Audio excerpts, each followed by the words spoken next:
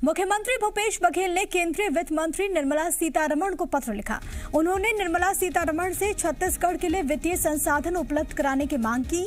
CM Bhupesh Baghel ने राजस्व घाटा अनुदान के मापदंडों को वर्तमान परिस्थितियों के आधार पर सुधार करने की मांग की है।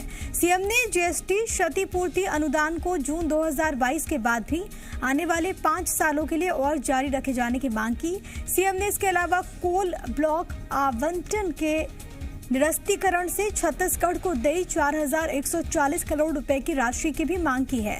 मुख्यमंत्री ने केंद्रीय वित्त मंत्री से धान से बायो एथेनॉल बनाने की अनुमति जल्द देने का अनुरोध किया।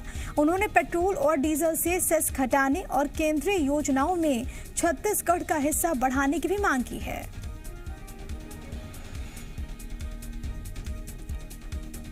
तो यहाँ पर मुख्यमंत्री ने बाकायदा एक चिट्ठी लिखी है और इसमें कई सारी ऐसी बड़ी मांगे जो हैं वो उसमें शामिल है। वित्तीय संसाधन उपलब्ध कराने की मांग, इसके अलावा जीएसटी क्षतिपूर्ति जो अनुदान है उसको 5 साल के लिए और जारी रखने की मांग की गई है।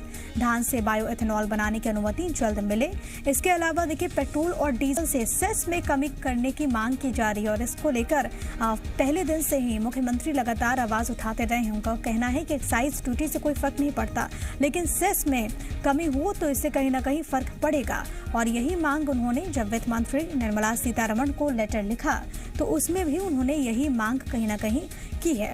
इसके अलावा और कई सारे ऐसी अहम मांगे हैं जो कि सीएम के द्वारा की गई हैं। इस पत्र के जरिए इस वक्त की ये आपको बड़ी खबर दे रहे हैं। एक मांग ये भी है कि जो केंद्रीय योजनाएं हैं, यानी कि वैसी योजनाएं जो कि चल रही हैं, जिसमें सेंटर जो योजनाएं चला रहा है उसमें छत्तीसगढ़ का हिस्सा बढ़ाने की भी मांग उन्होंने की है।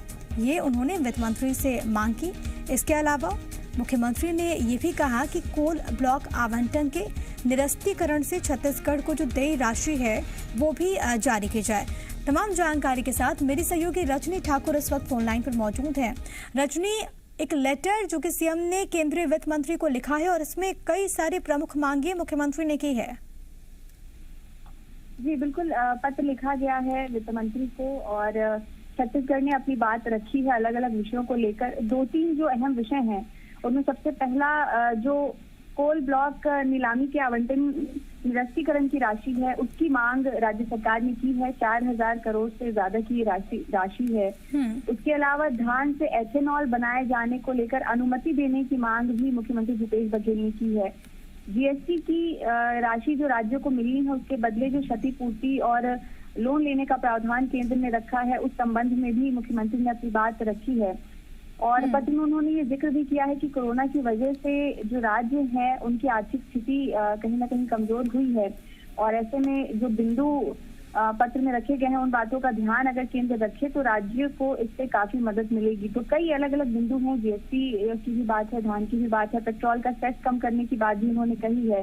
तो ये तमाम विषय हैं जिस पर पत्र लिखा गया है और अब देखना होगा कि इनमें से कितनी मांगों पर केंद्र सरकार की तरफ से विचार किया जाता है और राज्य की जो मांग है उस पर अमल किया जाता है। और एक और प्रमुख बात जो कि यहाँ पर लिखी गई है रजनी, पेट्रोल डीजल को लेकर, क्योंकि लगातार जब एक्साइज ड्यूटी में कटौती की गई केंद्र की ओर से तो सीएम ये बात रखते रहे हैं कि सेस में कटौती हो और उसका भी जिक्र इस खत में।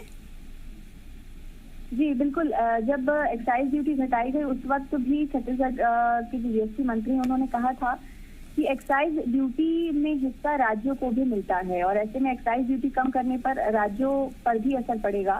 सरकार को ये करना चाहिए था कि जो सेस है उसे कम किया जाए, क्योंकि सेस की राशि सीधा केंद्र को मिलती है, उसका कोई भी हिस्सा राज्यों को नहीं मिलता है। लेकिन अभी पेट्रोल डीजल की कीमतों पर एक्साइज ड्यूटी ही घटाई गई है और इसका भी जिक्र मुख्यमंत्री भूपेश बघेल ने किया है कि सेस की राशि घटाई जानी चाहिए, क्योंकि अगर सेस घटाया जाएगा तो पेट्रोल और डीजल की कीमतें कुछ और कम होंगी और जनता को कुछ और राहत भी मिल पाएगी और राज्यों पर भी कम दबाव आएगा। ठीक है रजनी, आप बने रहिएगा। इस बीच एक और बड़ी खबर है वो भी अपने दर्शकों को बताऊं, फिर रजनी मैं लौटूंगी आपके पास।